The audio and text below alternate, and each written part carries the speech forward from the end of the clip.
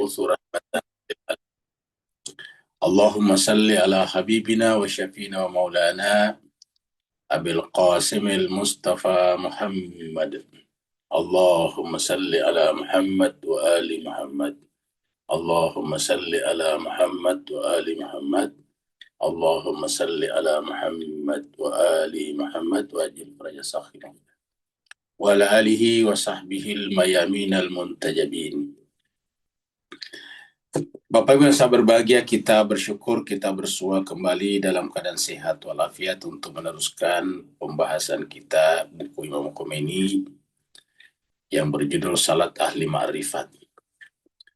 Dan terakhir kita sudah bicara tentang wudhu, termasuk juga kenapa wudhu menggunakan air atau debu. Mari kita melihat kelanjutan pembahasan sebelumnya.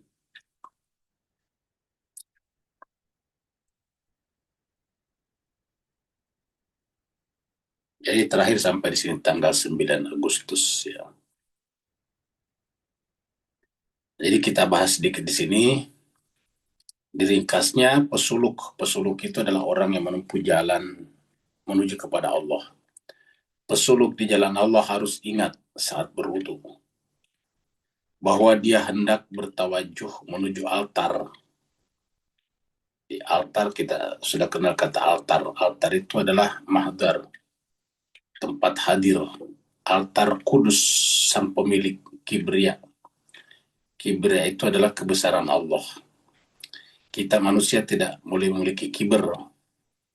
Kenapa? Karena kiber itu adalah pakaian Allah, kibria. Sehingga dia harus membersihkan diri dari keadaan-keadaan kalbu yang tak layak disandangnya.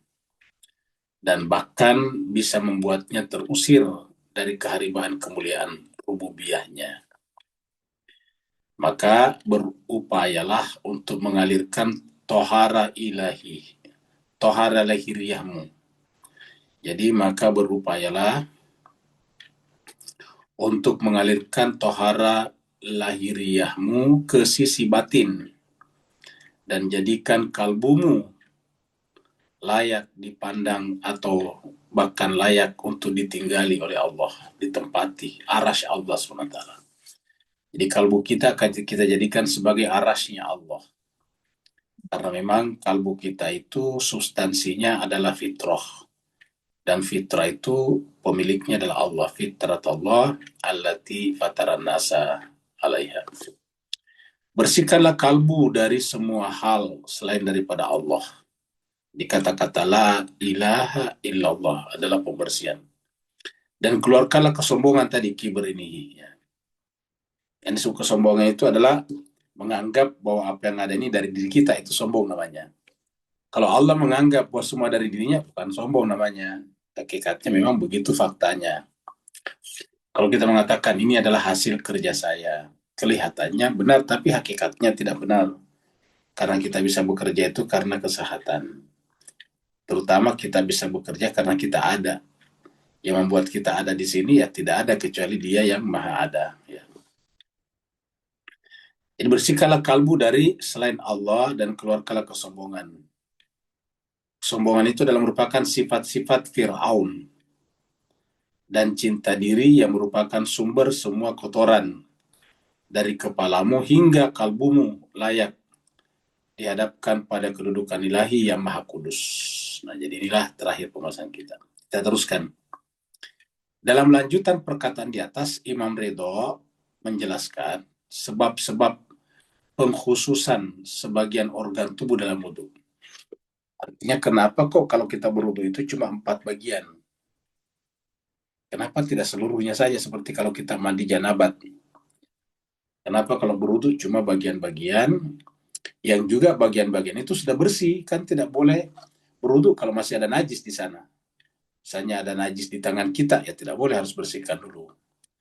Jadi kita berwudu yang diwajibkan 4 organ tubuh. Wajah, tangan, kepala, kaki, kan begitu. Dan itu juga terbatas, tangan hanya sampai siku. Kaki hanya sampai mata kaki. Kepala juga hanya sebagian. Jadi kenapa ini dipakai? Ini salah satu pertanyaan penting dalam ilmu tasawuf atau ilmu irfan. Jadi kewajiban untuk berwudu organ wajah, kedua tangan, kepala, dan kaki. Nah ini jawabannya. Jadi beliau bertutur. Jadi kita ulangi dulu. Ya, Imam Ridho menjelaskan sebab-sebab pengkhususan. Sebagian kita sebut 4 saja, 4 organ tubuh dalam wudu. Yang disebutkan tadi adalah wajah, tangan, kepala, kaki, ya, 4. Kemudian Imam Ridho menjawab, Imam Ridho menjawab, kewajiban untuk mewudui organ yang 4 yaitu wajah, kedua tangan sampai siku ya, kepala sebagian, dan kedua kaki sampai mata kaki, lantaran seorang hamba yang berdiri di hadapan Sang Maha Pemaksa, Qahar, niscaya menyingkapkan dan menampakkan organ-organ yang terkena kewajiban wudhu itu. Jadi berdasarkan kata Imam Ridho bahwa kalau orang menghadap kepada Sang Maha Perkasa, maka keempat bagian-bagian wudhu itu ditampakkan dalam pengertian simbolik ya, ditampakkan. Jadi pada saat kita menghadap kepada Dia yang Maha Perkasa, ini ditampakkan ya. Jadi lantaran seorang hamba yang berdiri di hadapan Sang Maha Pemaksa ini Qahar, niscaya menyingkapkan dan menampakkan organ-organ yang terkena kewajiban wudhu itu. Maka di sini dijelaskan dengan wajahnya, ya, dengan wajahnya ini,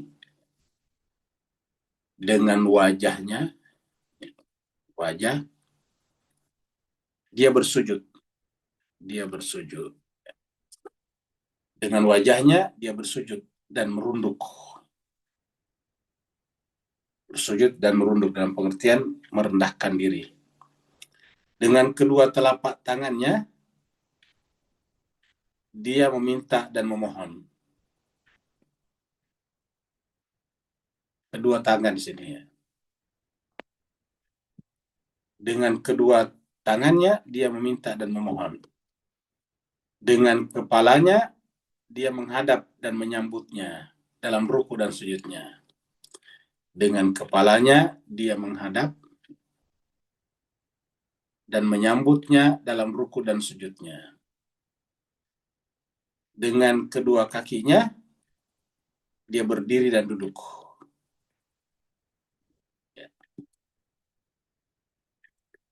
Jadi dengan wajah, seseorang itu bersujud dan merunduk.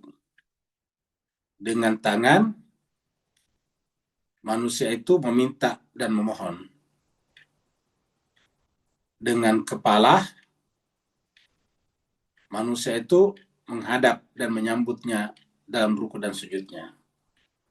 Dan dengan kedua kaki, dia berdiri dan duduk. Jadi kita berdiri dan duduk itu ditopang oleh dua kaki kita.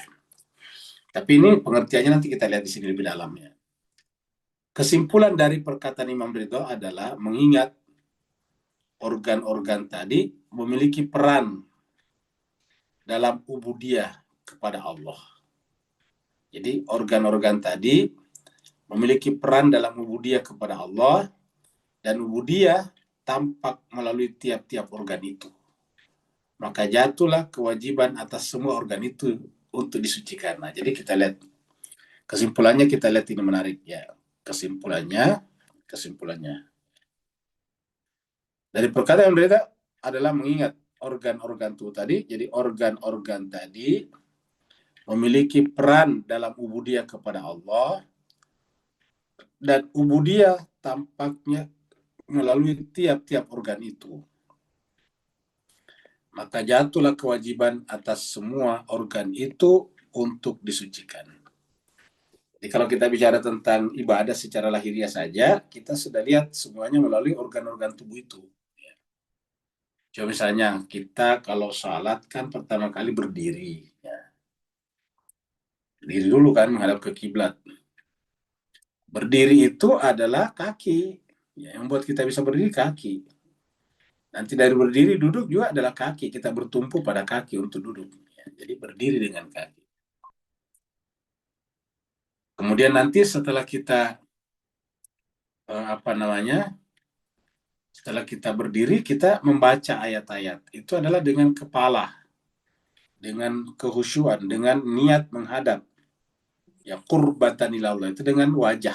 Ya, atau biasa disebut dalam doa iftita wajahtu wajhiya lilladzi fataras samawati wal arda hanifa musliman wa ma ana minal musyrikin. Ya. Jadi dengan demikian orang-orang tadi memiliki peran dalam ubudiyah kepada Allah. Ya. Soal apa tangan misalnya, tangan itu digunakan untuk takbir. Kalau kita apa namanya, kalau kita berdiri tadi sholat itu kan dimulai dengan takbiratul ihram. Itu tidak ada satu mazhab manapun kalau orang takbir itu cuma diem, tangannya nggak ada. Selalu kalau takbir itu semua mazhab mengajarkan tangan diangkat. Ya, itu yang diangkat tangan. Jadi kan di situ kita lihat perannya tangan. Ya. Jadi kaki berdiri, kemudian wajah menghadap ke kiblat, kemudian apa namanya tangan, kemudian mengangkat tangan untuk bertakbiratul ihram. Bukan hanya takbiratul ihram, setiap takbir intiqal, takbir perpindahan gerakan, itu adalah membaca takbir dan tangannya diangkat. Ya. Begitu ya pada saat kita ruku, tangan harus bertekan kepada lutut kita, ya, sehingga membentuk semacam gaya. Ya, apa namanya, sehingga kita kemudian bisa bertumpu pada tangan kita dan bisa berdiri dengan tegak sambil berruku. Ya. Pada saat kita nanti sujud, kita juga bertumpu pada tangan kita untuk meletakkan kepala di bawah. Jadi seperti itu. Jadi sangat penting. Ya. Begitu juga dengan apa namanya, dengan membaca bacaan-bacaan itu kan melalui kepala, melalui isi kepala. Jadi bacaan-bacaan kita itu adalah sesuatu yang kita hafal sebelumnya dan hafalan itu letaknya di kepala. Jadi orang tadi memiliki peran dalam organ-organ tadi memiliki peran dalam ubudiyah kepada Allah, dan ubudiyah tampaknya atau tampak melalui tiap-tiap organ itu. Jadi memiliki peran dalam ubudiyah karena ubudiyah nampak jelas melalui tiap-tiap organ itu. Maka jatuhlah kewajiban atas organ itu, atas semua organ itu untuk disucikan. Ya. Jadi itulah, jatuhlah kewajiban atas semua organ itu untuk disucikan. Setelah itu, beliau menjelaskan perkara-perkara yang ditampakkan oleh tiap-tiap organ itu. Nah, ini baru dijelaskan, diuraikan, di breakdown. Jadi, beliau menjelaskan perkara-perkara yang ditampakkan oleh tiap-tiap organ itu. Dan dengan penjelasan itu, dengan penjelasan ini, beliau telah membukakan pintu iktibar. Pintu iktibar. Iktibar itu mengambil pelajaran, mengambil ibroh. Iktibar itu dari kata ibroh, ya. Mengambil pelajaran, mengambil ibroh. Ya. Kemudian dan istifadah. Istifadah itu mengambil manfaat, faedah. Dari kata istifadah itu dari kata faedah, ya. Mengambil faedah, mengambil manfaat. Jadi iktibar dan istifadah. Mengambil pelajaran dan mengambil faedah atau manfaat.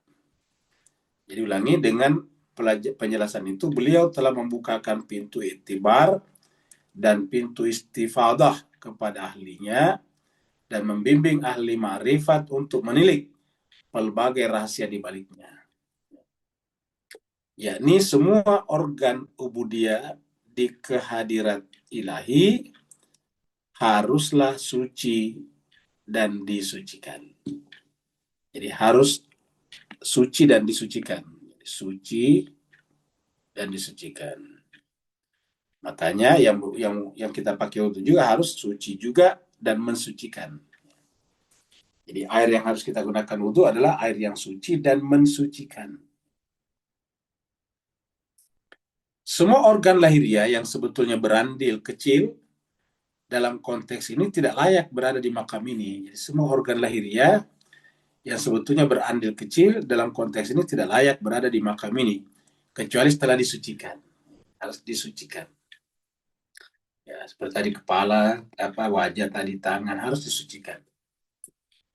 Ketundukan bukanlah sifat wajah. Jadi ketundukan bukanlah sifat wajah. Indrawi yang sebenarnya. Ya. Demikian pula dengan permohonan, permintaan, pengharapan, dan penyambutan bukanlah sifat hakiki dari organ-organ indrawi. Ya. Jadi ketundukan itu bukanlah sifat wajah. Ketundukan itu kan di hati. Begitu juga dengan permohonan, permintaan, pengharapan, dan penyambutan bukanlah sifat hakiki dari organ-organ indrawi. Akan tetapi, mengingat organ-organ itu melambangkan sifat-sifat tadi, maka semua itu terkena kewajiban untuk disucikan. Misalnya berdoa, memohon. Kan sebetulnya mohon hati kita. Tangan hanya simbol mengangkat tangan, kan begitu. Jadi mengangkat tangan.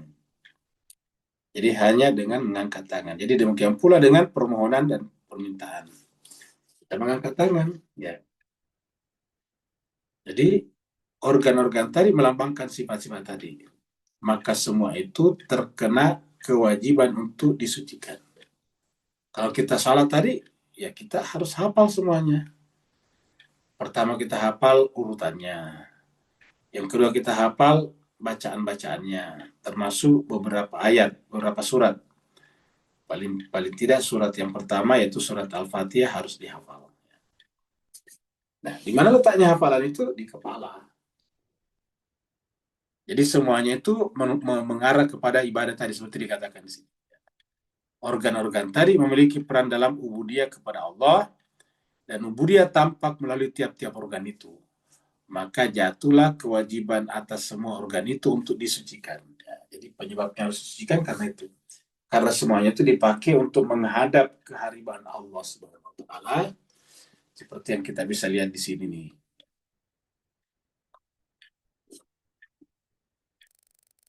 Surat 20.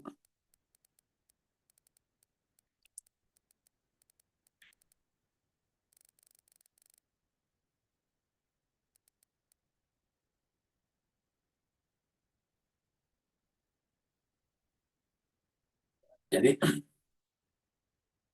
sini Allah berfirman, ya, ini ayat 14 ya, surat Toha, surat 20 ayat 14. Innani, sesungguhnya aku ini, anallah, sesungguhnya aku adalah Allah. La ilaha, tidak boleh ada ilah, illa kecuali anak. Jadi, anak adalah aku. Allah, maka tidak boleh ada ilah selain anak aku. Jadi aku itu adalah Allah. Nah, setelah itu baru kemudian fa'budani, maka menyembahlah, sembahlah aku. Wa aqimis salata, dan dirikanlah salat. Untuk apa? Li dzikri. Karena salat itu untuk mengingatku dan aku adalah suci, maka kamu harus datang dengan suci juga.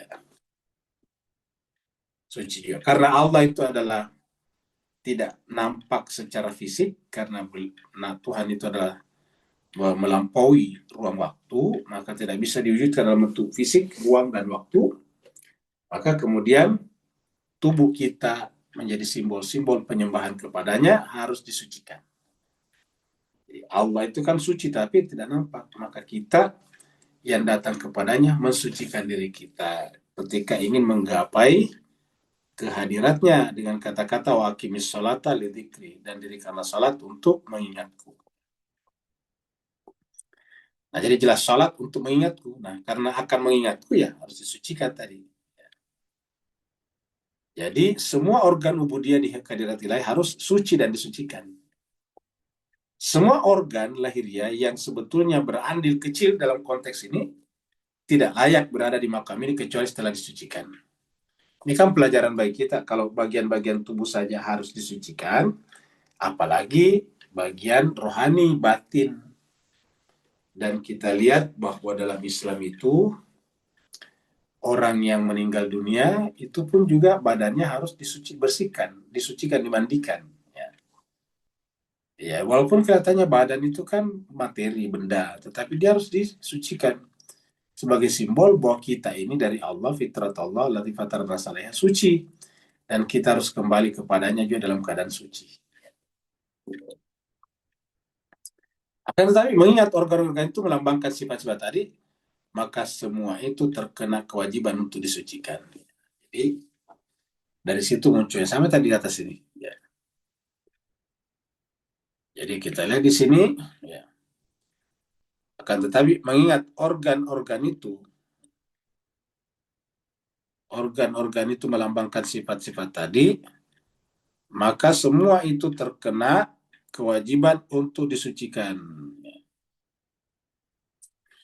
Mengingat organ-organ itu melambangkan sifat-sifat tadi, maka semua itu terkena kewajiban untuk disucikan. Jadi untuk kita tanamkan dalam pikiran kita, dalam benak kita, dalam hati kita, bahwa Allah itu maha suci. Kata sucinya Allah itu adalah berbeda sama sekali dengan apapun juga. Nah, artinya apa? Segala sesuatu yang kita samakan dengan Allah, hakikatnya itu adalah mengotori zatnya Allah. Karena semua selain daripada dia kan tidak suci namanya. Kalau kita katakan dia suci, berarti selain daripadanya tidak suci. Kalau kita mengatakan yang lain juga suci, nah pertanyaannya kenapa kita harus bersuci? Nah, seperti itu. Jadi dari sisi hakikat, ya, semua yang ada selain Allah itu sebetulnya menjadi tidak suci karena dia mengambil tempat di dalam wujudnya, tetapi dia bukan dia sendiri. Jadi sesuatu itu bukan dia sendiri. Nah, ketika sesuatu itu mengambil tempat dalam wujud, ibaratnya mengambil mahligainya, tetapi dia bukan dia, kan berarti telah duduk di tempat yang bukan tempatnya. Bertata di tempat yang bukan singgasananya. Ya. Maka ketika sesuatu itu bertata duduk di tempat yang bukan singgasananya, kan salah. Salah itu bahasa lainnya adalah ilegal. Ilegal itu dalam bahasa Arab haram, dan karenanya dia adalah kotor. Ya, maka dia harus disucikan. Dengan demikian, penyucian kalbu yang merupakan tempat hakiki bagi ubudiyah dan fokus utama semua sifat di atas menjadi lebih wajib lagi. Ya, jadi makanya setelah badan tadi kan orientasinya kalbu, maka oleh sebab itulah maka yang paling penting adalah penyucian kalbu nih. Maka dengan demikian penyucian kalbu yang merupakan tempat hakiki, ya, tempat asli bagi ubudiyah dan fokus utama semua sifat-sifat di atas menjadi lebih wajib lagi. Jadi kalau kita wajib mensucikan tangan, kaki, kepala, wajah dan kepala kita, dan itu adalah fisik, maka lebih wajib lagi, lebih penting lagi kalbu kita, ya, lebih penting lagi kalbu kita, ya, lebih penting ini. Karena kalbu itu adalah singgasananya, kalbu itu adalah mahligainya, kalbu itu adalah arasnya. Dan karenanya kalau di luar saja harus disucikan, padahal yang di luar itu hanya merupakan fasilitas untuk sampai ke dalam jiwa, yaitu beribadah, maka apalagi jiwa. Kalau yang di luar saja yang menjadi persyaratan untuk masuk ke dalam yang hakikat, apalagi yang di dalam, dia lebih wajib lagi. Dia lebih wajib lagi. Sekiranya segenap organ lahiriah seseorang dimandikan dengan 7 lautan, tetapi kalbunya tidak ikut disucikan, maka semua organ itu tidak akan pernah tersucikan dan tidak akan pernah layak menduduki makom ubudiyah ini. Jadi kita lihat ini Bapak Ibu sekalian ya. Kata Imam Khomeini, sekiranya segenap organ lahiriah seseorang dimandikan. Kalau seandainya segenap maksudnya seluruh organ lahiriah seseorang ya, dimandikan dengan 7 lautan, 7 lautan. Tetapi kalbunya tidak disucikan. maka semua organ itu yang tadi telah disucikan sampai 7 lautan tidak akan pernah tersucikan. Jadi maka semua organ itu tidak akan pernah tersucikan dan tidak akan pernah layak menduduki maqam ubudiyah ini. Tidak layak menduduki maqam ubudiyah. Ya.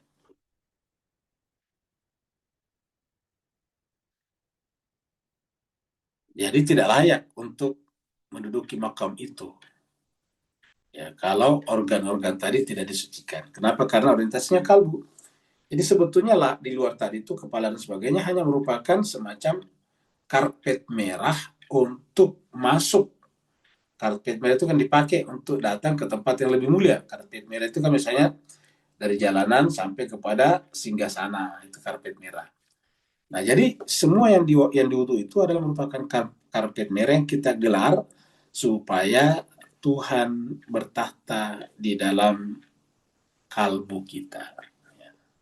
Makanya muncul kata makom di sini. Dan inilah yang dimaksud di dalam surat ini, surat 78, surat An-Naba. Ya, kita lihat di sini makom, bukan surat An-Naba, surat 9 An-Naziat ya. Ayatnya 40.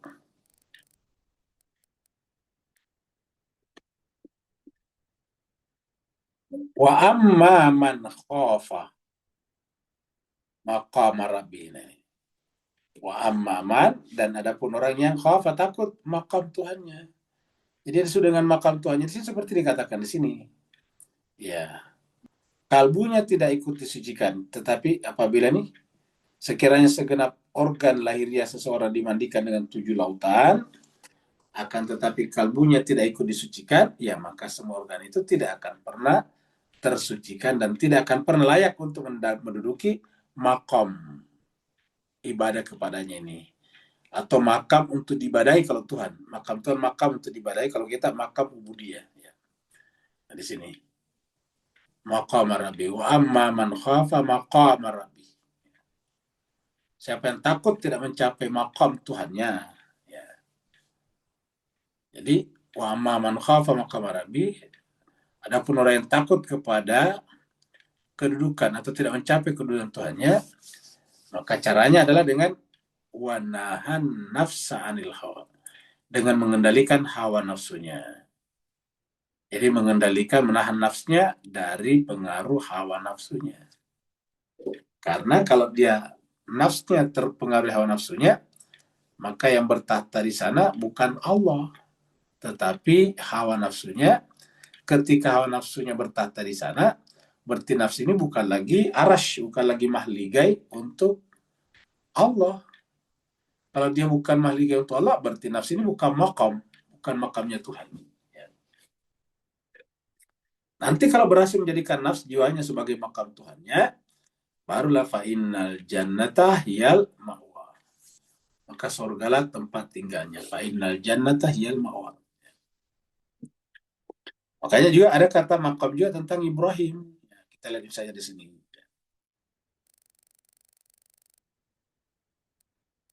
Al-Baqarah. Ya, kita lihat di sini. Wa'id ja'alna al-baita, dan ingatlah tatkala kami menjadikan al-bait, Baitullah, masabatan, sebagai tempat memperkuat linnas, ikatan-ikatan kemanusiaan. Masabah itu sebuah tempat mengumpulkan, menyatukan dari kata isbat. Masabatan linnasi wa amna. Jadi dia merupakan tempat merajut kesatuan umat manusia dan melahirkan keamanan. Wattakhidhu, dan kemudian ambillah jadikanlah mim maqam Ibrahim. Maqam Ibrahim di sini.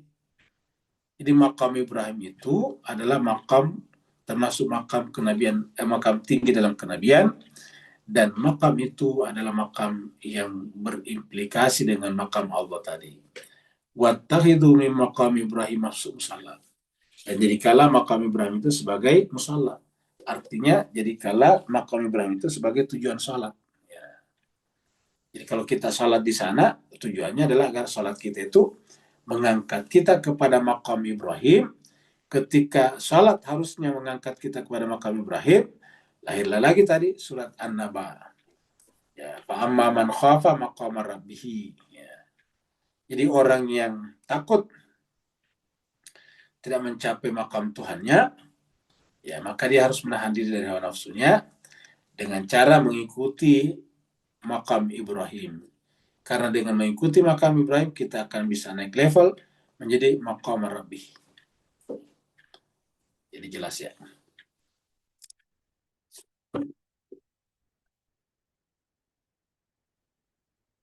Sehubungan dengan hal ini, nah ini sebelum tadi kita baca sepotong ini. Ya, bahkan setan bakal memegang kendali masing-masing organ itu sampai akhirnya seorang hamba terusir jauh dari hadapan kemuliaan ilahi.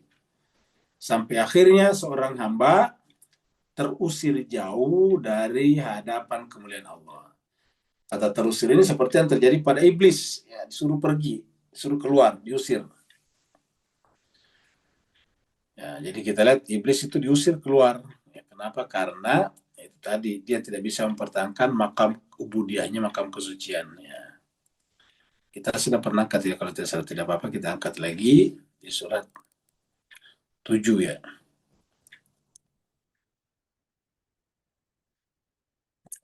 Allah berfirman, pada firman kepada iblis ini yang tidak mau sujud.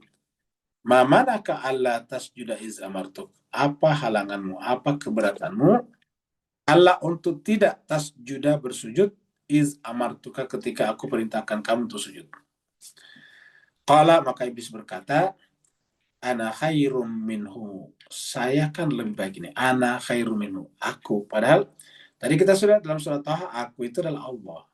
Tidak boleh menjadi milik subjektif kita. Ya. Seperti iblis di sini menjadikan ana itu sebagai milik subjektifnya. Sampai dikatakan ana khairum minhu. Saya kan lebih baik dari dia. Halaktani min narin. Kamu ciptakan aku dari api. Wa khalaqtahu min tin. Dan kamu ciptakan dia dari tanah. Ya. Nah, apa jawabannya? Apa sikap Tuhan setelah mengklaim dia sebagai anak khairum minhu? Ya.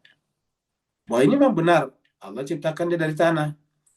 Allah ciptakan manusia dari Allah menciptakan iblis dari api dan Allah menciptakan manusia dari tanah. Benar, ini kenyataan.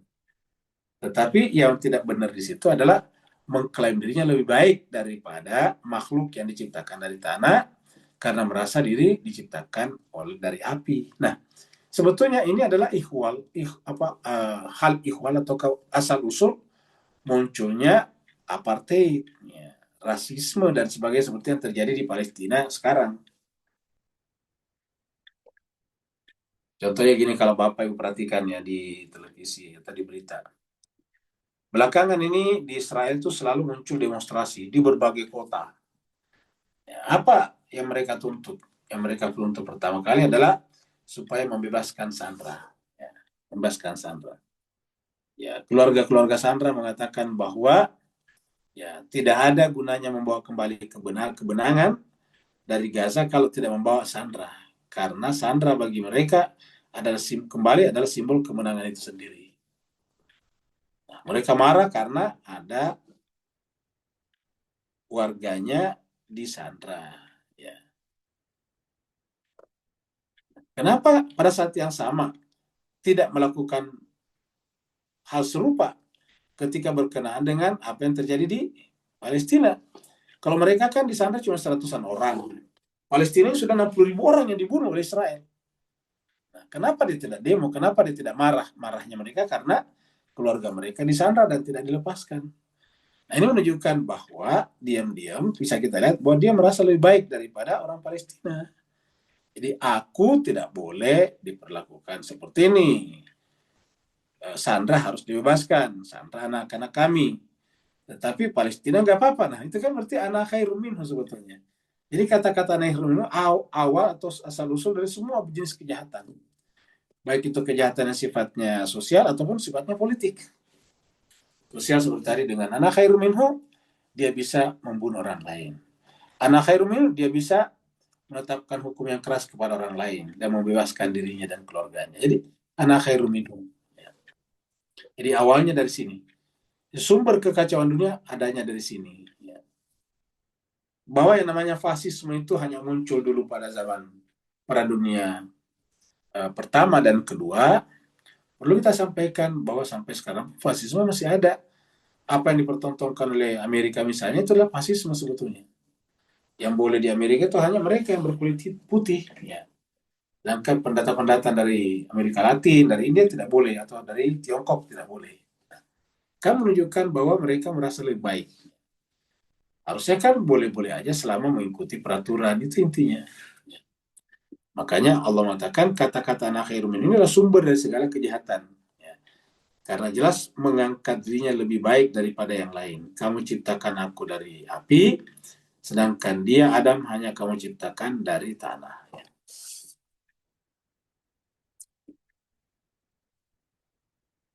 Apa yang terjadi kemudian? Kita lihat sini. Allah berfirman, fahbit. Kalau begitu turunlah. Nah ini kan diturunkan.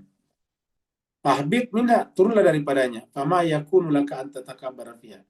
Karena tidak ada tempat bagi kamu untuk takabur, untuk kibria di dalamnya. Fakhruj, keluarlah. Ini diusir. Fakhruj, keluar. Ini adalah fil amr, kata kerja perintah. Fakhruj atau ukhruj, keluarlah. Innaka sungguhnya kau iblis minas sagirin, jadi hina. Jadi ketika anak kita ini, aku kita dilepaskan daripada anaknya Allah, justru yang terjadi adalah kehinaan setelah dianggap keluar dari lingkungan yang benar, lingkungan insan, lingkungan makhluk-makhluk suci. Di fakhruj innaka minas sawirin. Jadi diusir. Inilah yang kemudian diabadikan di sini. Bahkan setan bakal memegang kendali masing-masing organ itu sampai akhirnya seorang hamba terusir jauh dari hadapan kemuliaan ilahi, atau seperti iblis yang terusir dari surganya Allah SWT. Surganya Allah adalah kemuliaan ilahi. Sehubungan dengan hal ini, terdapat sebuah hadis dalam kitab Ilal Asy-Syara'i. Ilal Asy-Syara'i atau Asy-Syara'i yang berbunyi, sekelompok orang Yahudi datang kepada Nabi Shallallahu Alaihi Wasallam untuk menanyakan sejumlah hal. Jadi sekelompok orang Yahudi datang kepada Nabi untuk menanyakan sejumlah hal. Di antaranya, wahai Muhammad, beritahukan kepada kami, ini kata Yahudi dia, tanya nih orang Yahudi. Nabi, mereka datang bertanya kepada Nabi, ya, menanyakan beberapa hal. Di antaranya, wahai Muhammad, beritahukan kepada kami alasan dibalik kewajiban berwudu, mewudui 4 organ ini. Ya, padahal keempatnya adalah bagian yang paling bersih dari tubuh. Jadi 4 organ ini paling bersih berdasarkan hadis ini. 4 orang ini adalah, keempatnya adalah bagian paling suci dari tubuh. Jadi 4 organ tadi adalah wajah, tangan, kepala, dan kaki. Kenapa mesti harus dibersihkan? Kenapa harus diwudui maksudnya? Kenapa harus diwudui? Padahal 4 unsur itu kan paling bersih dalam tubuh kita. Jarang kita melihat orang wajahnya berlepotan dengan kotoran. Ya, jarang kita lihat orang kepalanya berlepotan dengan orang. Ya, berlepotan dengan kotoran. Gak ada. Nah, menanggapi pertanyaan ini, lalu Nabi menjawab. Nabi Shallallahu Alaihi Wasallam menjawab, manakala setan membisikkan was-was kepada Adam, mendekatlah dia ke pohon. Jadi ketika setan membisikkan was-was, ya, sudah mulai ragu atas perintah Allah tadi. Jadi dimulai dengan sifat was-was. Ya, sifat was-was. Jadi manakala setan membisikkan was-was, was-was itu sudah keluar daripada tempat keyakinannya. Tadinya dia yakin, keluar, begitu menyaksikan, ragu dengan pendiriannya sendiri. Namanya was-was. Jadi kata Nabi, manakala setan membisikkan was-was kepada Adam, mendekatlah dia ke pohon. Jadi setan mendekat ke pohon. Dan dipandangnya pohon itu hingga hilanglah air muka rasa malu darinya. Ya. Karena dia menganggap ini pohon ini, gara-gara pohon ini kami dikeluarkan dari rahmat Allah. Lantas dia berdiri dan melangkah ke arahnya, hingga jadilah itu kaki pertama yang diayunkan manusia untuk berbuat kesalahan. Karena kan dikatakan jangan dekati, tapi sekarang dia melangkah untuk mendekatinya ini. Dia berdiri dan melangkah ke arah pohon itu. Pohon itu dikatakan la taqrabah hadis syajarah. Kamu berdua jangan dekati pohon ini, tapi mereka justru ingin mendatanginya. Ya, ini. Mendekatlah dia ke pohon dan dipandangnya pohon itu hingga hilanglah air muka, rasa malu darinya. Ya. Lantas dia berdiri dan melangkah ke arahnya hingga jadilah itu kaki pertama yang diayun ke manusia untuk berbuat kesalahan. Lalu dia memetik buah dari pohon itu dengan tangannya dan memakannya sampai berterbanganlah hiasan-hiasan dan pakaian surgawi yang menempel di jasadnya. Lalu dia, hiasan-hiasan surgawi yang menempel di jasadnya, yaitu hiasan surgawi kita itu adalah fitrah, ya, akal pikiran itu hiasan surgawi. Jadi jiwa yang suci, fitrah, akal sehat, itu adalah merupakan hal yang sangat penting dalam tubuh kita. Hiasan-hiasan sangat penting dalam tubuh kita. Jadi ulangi, lalu dia memetik buah dari pohon itu dengan tangannya dan memakannya sampai berterbanganlah hiasan-hiasan dan pakaian surgawi yang menempel di jasadnya. Jadi itu adalah namanya pakaian surgawi yang menempel di jasad kita. Lalu dia meletakkan tangannya ke pangkal kepalanya. Tangan di pangkal kepala berarti sekitar leher ya. Sebagai tanda penyesalan. Jadi dia meletakkan tangannya di kepalanya, pangkal kepalanya. Ya, biasa kalau orang menyesal itu, dia simpan tangannya di sisi kepalanya kiri kanan. Ya. Jadi dia menempatkan tangannya di pangkal kepalanya sebagai tanda penyesalan dan menangis sedih. Ya. Dia menangis.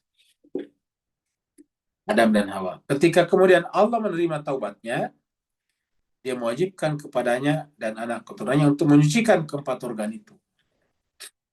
Empat organ itu. Jadi ada 4 organ tubuhnya dan itu harus diwajibkan dari itu tadi, wajah, tangan, kepala, dan kaki. Maka Allah memerintahkannya untuk membasuh mukanya lantaran telah memandang ke arah pohon. Jadi ini penafsiran simbolik ya.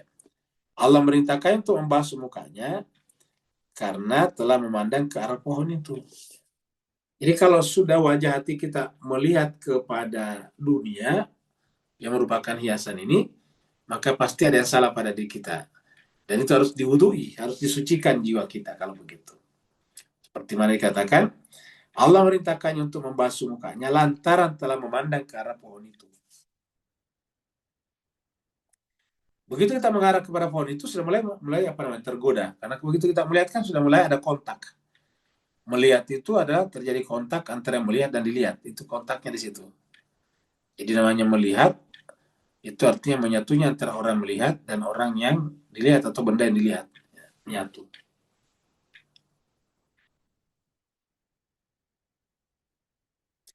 Kemudian memerintahkannya untuk membasuh tangannya. Jadi tadi membasuh mukanya. Allah merintahkannya untuk membasuh mukanya tadi. Jadi untuk membasuh muka tadi. Ya. Ya. Lantaran telah memandang ke pohon itu. Memandang ke arah pohon. Pohon yang terlarang. La taqrabah hadhihi syajarah. Kemudian memerintahkannya untuk membasuh tangannya sampai sikunya. Lantaran telah mengambil sesuatu dari pohon itu. Jadi memerintahkan untuk membasuh tangannya. Memerintahkan untuk membasuh tangannya. Jadi membasuh tangan sampai siku-siku. Sampai siku kita. Lantaran telah mengambil sesuatu dari pohon itu. Karena tanganlah yang mengambil dari pohon itu. Jadi kalau wajah tadi menghadap kepada pohon itu, tangan mengambil sesuatu dari pohon itu. Kan Adam tidak dijatuhkan kalau tidak mengambil buah dari pohon itu yang kemudian dimakan. Jadi intinya adalah membasuh tangannya karena kita telah mengambil sesuatu dari pohon itu. Ya, karena ya sampai sikusi lantaran telah mengambil sesuatu dari pohon itu. Yang ketiga, memerintahkannya untuk mengusap kepala. Jadi mengusap kepala. Jadi diperintahkannya untuk mengusap kepalanya nih, mengusap kepala. Kenapa? Lantaran Adam telah meletakkan tangannya di pangkal kepalanya karena penyesalan. Lantaran dia telah meletakkan tangannya di pangkal kepalanya,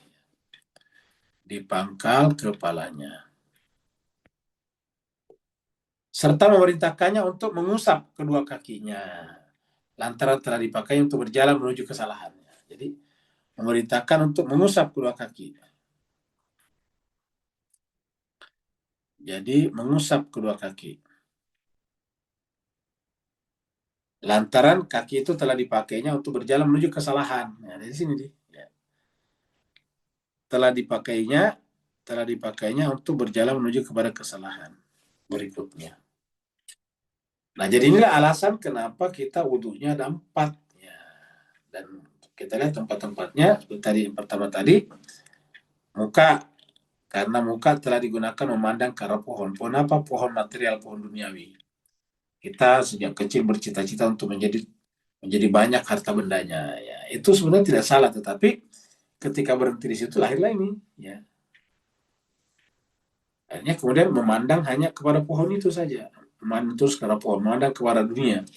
Ketika hanya memandang kepada dunia, maka kemudian kapan hati atau jiwa memandang kepada penciptanya. Nah, itu yang terkadang tidak terdokumentasikan, tidak terjadwal lah. Kapan kita menghadap kepada hati kita. Kemudian, ya ulangi lagi, telah mengambil sesuatu dari pohon itu. Kemudian mengusap kepala, ya karena dengan kepala, ya di pangkal kepala kita, itu penyesalan. Tanya adalah penyesalan. Kemudian beritakan untuk mengusap kedua kakinya, lantaran telah dipakai untuk berjalan menuju kesalahan. Jadi kaki. Jadi mulai daripada kaki harus dipelihara, ya. Kepala harus diusap supaya jangan sampai kotor dari pikiran-pikiran yang buruk. Kemudian yang ketiga adalah tangan, karena jangan sampai tangan mengambil sesuatu. Kemudian membasuh, lantaran memandang ke arah pohon itu memerintahkan untuk membasuh tangannya sampai siku-siku. Nah, jadi gitu. Dalam kaitan dengan alasan kewajiban berpuasa, terdapat riwayat dari Imam Hasan bin Ali bin Abi Thalib yang berbunyi. Jadi ini adalah apa namanya, diskusi berkenaan dengan Imam Ali, riwayat yang datang dari Imam Hasan maksudnya. Imam Hasan bin Ali bin Abi Thalib. Berarti kakak daripada Imam Hussein.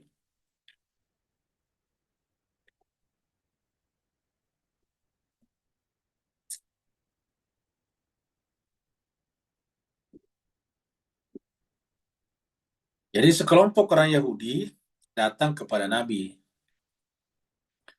untuk bertanya tentang sejumlah hal. Di antara hal yang mereka tanyakan adalah sebagai berikut.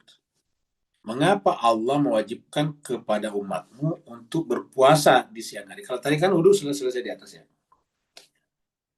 Karena adalah puasa. Mengapa Allah mewajibkan kepada umatmu untuk berpuasa di siang hari? Sebanyak 30 hari. Padahal dia, Allah, telah mewajibkan kepada umat-umat terdahulu lebih daripada itu. Katanya lebih daripada 30 hari. Nabi menjawab keresahan orang Yahudi tadi ini. Yahudi. Nabi Shallallahu Alaihi Wasallam menjawab, saat Adam memakan buah dari pohon terlarang, jadi saat Adam memakan buah dari pohon terlarang itu, tinggallah sisa makanan itu dalam perutnya sebanyak 30 hari. Maka itu Allah mewajibkan kepada anak keturunannya untuk menahan lapar dan dahaga sebanyak 30 hari. Sedangkan apa yang dimakan dalam masa itu untuk bersahur dan berbuka sebenarnya adalah kebaikan dari Allah untuk mereka. Makanya menggunakan kata-kata memaafkan. Jadi pada saat kita makan itu menggunakan kata memaafkan sebetulnya. Karena aslinya itu berdasarkan hadis dari Imam Hasan ini, ya sebetulnya itu cara untuk membersihkan tubuh kita yang telah memakan buah tadi. Saat memakan buah tadi, tertinggal dalam tubuh kita sisa makanan itu. Dalam perut kita, atau dalam tubuh kita lah, sisa-sisa masuk dalam darah dan sebagainya. Maka untuk menghilangkan semua tadi itu dipakai selama 30 hari, semuanya habis terpakai. Semuanya terpakai itu. Ya. Terpakailah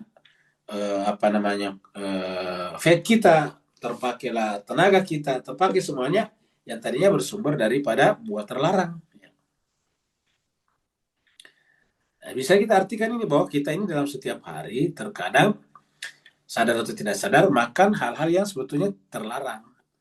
Ya, apa itu makan terlarang? Bukan berarti makan babi, misalnya bukan hanya itu. Tapi makan melampaui batas itu terlarang sebetulnya. Kan agama mengatakan kulu washrabu wala tusrifu innallaha la yuhibbul musrifin.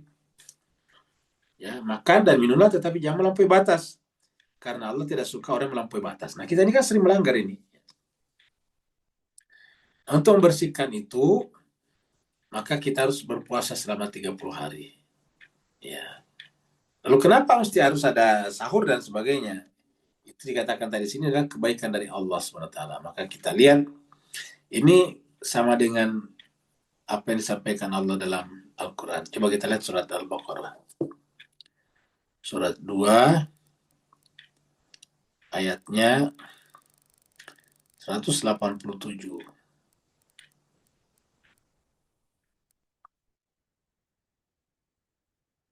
Ini.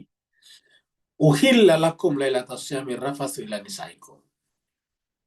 Jadi dihalalkan pada malam hari untuk bercampur dengan istri kalian. Tentu saja juga dihalalkan makan kan begitu. Karena di ayat nanti ini bahwa berpuasa itu hanya sampai malam di sini. Ya. Ini ada atimus syama ilal laili. Berarti kalau sudah malam dihalalkan makan. Ya, aslinya itu sebenarnya tidak. Maka menggunakan kata dihalalkan kan artinya haram sebetulnya. Tapi Allah halalkan, dibolehkan. Artinya malam hari pun aslinya harus dilarang karena harus 30 hari. Tapi makanya tadi dikatakan itulah kebaikan Allah. Jadi kata-kata ini mengatakan uhilla lakum lailatas syamir rafathu ila nisaikum. Dihalalkan bagi kalian untuk rafas dengan istri kalian di malam hari bulan Ramadan. Apa sebabnya? Kunna libasul lakum wa antum libasul lahun. Mereka, istri kalian adalah pakaian bagi kalian dan kalian pun pakaian bagi mereka. Baru kemudian alimallahu, Allah tahu annakum, bahwa kalian kuntum semuanya takhtanuna anfusakum. Kalian semuanya itu tidak bisa bertahan sampai 30 hari, kira-kira gitulah. Kalian kalau disuruh 30 hari pasti mengkhianati dirimu. Ya. Takhtan itu mengkhianati diri kalian. Ya. Maksudnya Allah tahu kalian itu tidak sanggup kalau 30 hari. Maka fataba alaikum. Nah ini dia. Kata-kata fataba tadi adalah kebaikan Allah. Menerima taubat.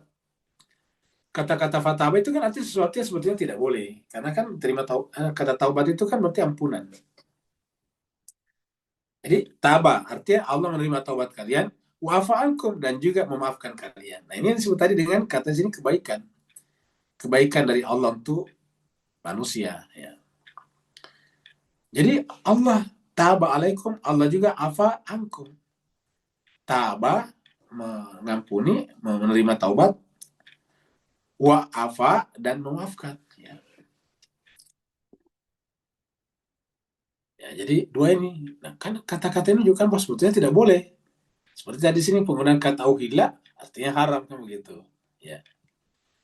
Nah, maka aslinya tidak boleh, maka udahlah. Karena kebaikan Allah udah taubat, istighfar, kemudian dimaafkan. Maka oleh sebab itulah karena sudah ini fal'ana, maka sekarang basyiruhunna. Campurilah istri-istri kalian wabtagu dan carilah maka taballahu lakum, apa yang Allah tetapkan bagi kalian. Jadi inilah.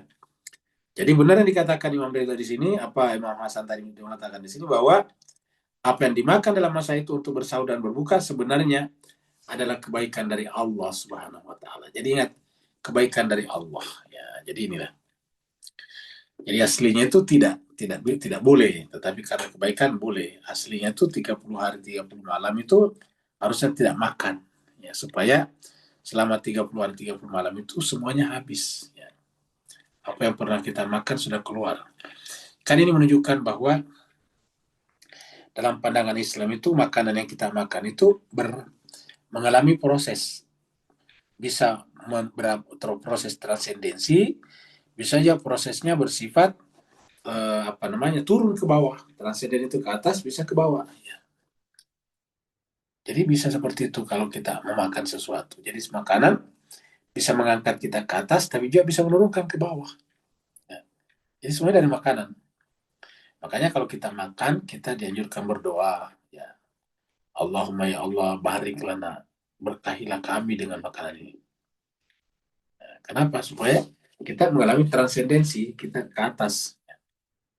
Jangan mengalami penurunan, jangan mengalami menjauh dari Tuhan. Ataukah istilah Al-Quran itu fujur, jangan fujur, tapi takwalah, takwa. Nah inilah jemaah sekalian pembahasan kita hari ini. Mudah-mudahan ini bisa menambah pengetahuan kita tentang sifat-sifat yang melekat pada wudhu. Tanggal 16 bulan Agustus 25. Yang mau bertanya, dipersilakan.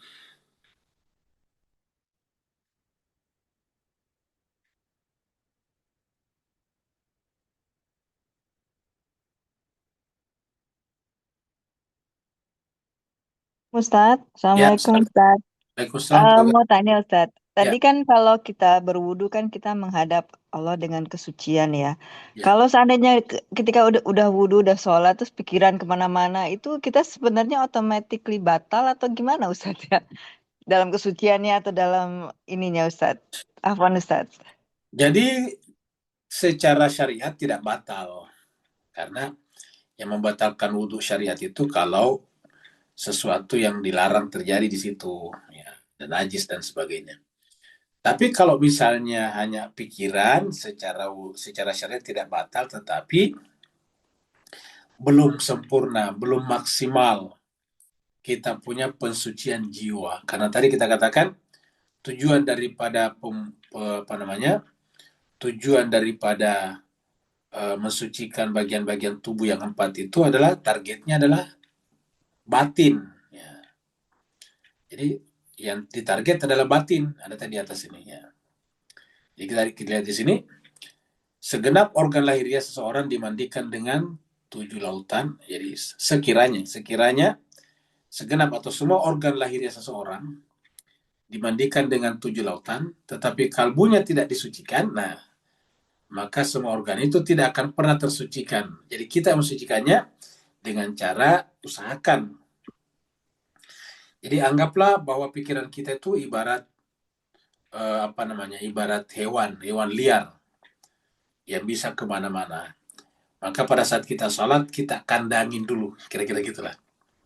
Kita kandangin dulu, kita kasih makan dalam kandangnya, sehingga dia kemudian tidak kemana-mana. Kalau bahasa lainnya, kita harus mendomestikasi pikiran kita. Domestikasi itu kan kalau bahasa peternakan itu kan dijinakkan, ya. Sehingga kemudian bisa dipelihara dengan baik. Nah, pikiran kita harus didomestikasi. Jadi bukan hanya kambing didomestikasi agar bisa diregenerasi, tapi pikiran kita juga harus didomestikasi. Kita belajar. Salah satu tujuan kita belajar dan terus belajar itulah belajar mendomestikasi pikiran kita. Agar pikiran kita itu selalu berada bersama dengan kita. Ketika tadi pikiran kemana-mana kan berarti pikiran tidak sedang bersama dengan kita. Ya. Kitanya sholat, dia kemana-mana, kira-kira gitulah. Kitanya sholat, dia kemana-mana, berarti tidak bersama dengan kita. Iya. Ya. Dan kalau itu terjadi, tidak membatalkan wudhu, tetapi belum mencapai ini, kalbunya belum tersucikan.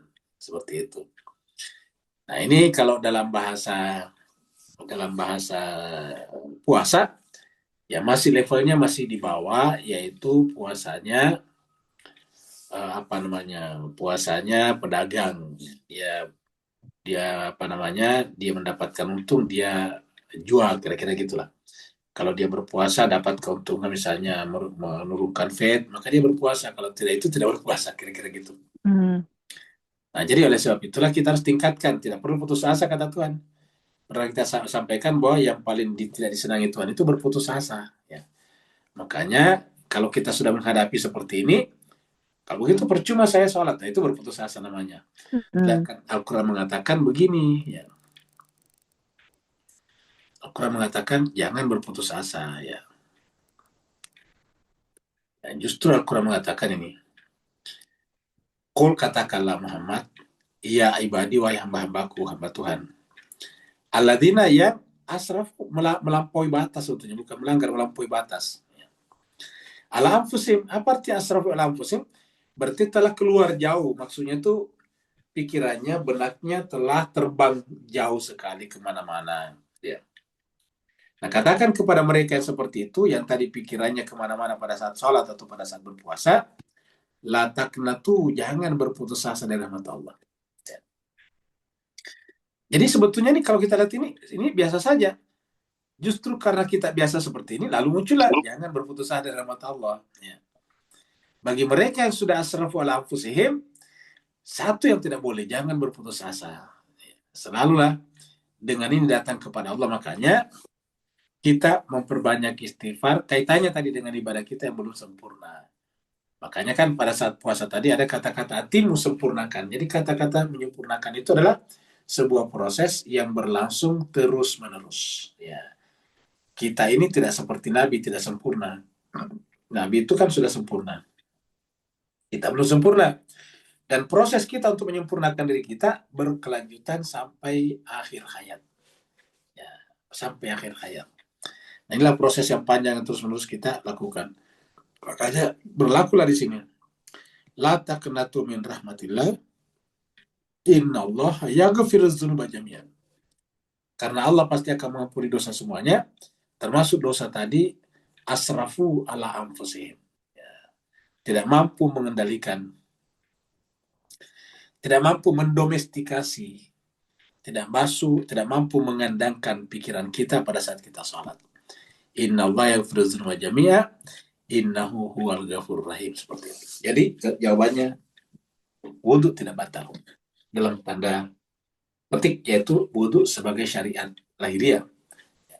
Tapi wudu sebagai tujuan simbolik untuk membersihkan batin, ya tentu batal dalam tanda petik lagi ya. Artinya tidak perlu berwudu, tapi artinya belum tercapai tujuannya. Kita sebut batal belum tercapai tujuannya. Itu tadi kata di sini adalah kalbunya belum ikut tersucikan. Ada lagi yang lain? Syukron Ustaz. Afwan ya. Kalau tidak ada, kita akhiri sampai di sini. Terima kasih banyak atas perhatian Bapak Ibu sekalian. Mohon maaf atas segala kekurangan. Wassalamualaikum warahmatullahi taala wabarakatuh.